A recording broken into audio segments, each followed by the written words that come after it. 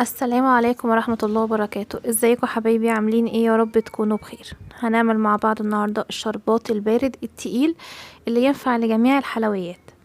الشربات بتاعنا النهاردة ينفع للكنافة، ينفع للبسبوسة، كمان ينفع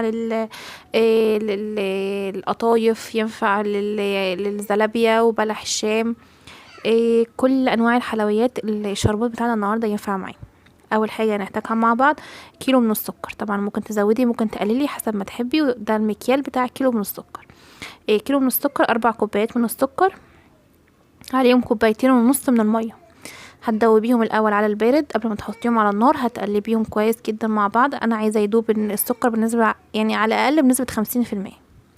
وبعد كده ترفعيهم على النار على نار وسط لحد ما تغلي. المهم قبل ما تغلي انا مش عايزه اي معلقه تحط فيها قبل ما تغلي. اول ما تغلي زي ما تشوفيها كده هتحطي عليها نص ليمونه وتشيلي كل الريم اللي على الوش. انا مش عايزه اي ريم على الوش، والطراطيف او الحواف بتاعه اللبانه بتاعتك او ايا كان هتعملي فيها الشربات مش عايزه عليها اي سكر متكتل، لان دي طبعا سبب من اسباب التسكير.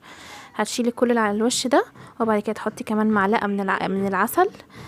طبعا دي اختياري، بس ده بيحسن من طعم الشربات جدا، وكمان برضو بيقلل من نسبه التسكير. تمام. هتقلبي بقى وهتشيلي الريم وهتظبطي امورك. انا الشربات بتاعي اخد حوالي تلت ساعه على النار. تمام.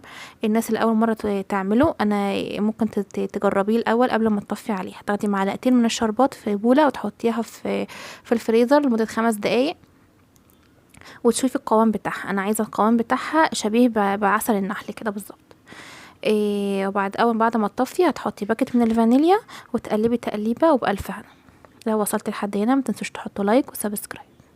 شكرا.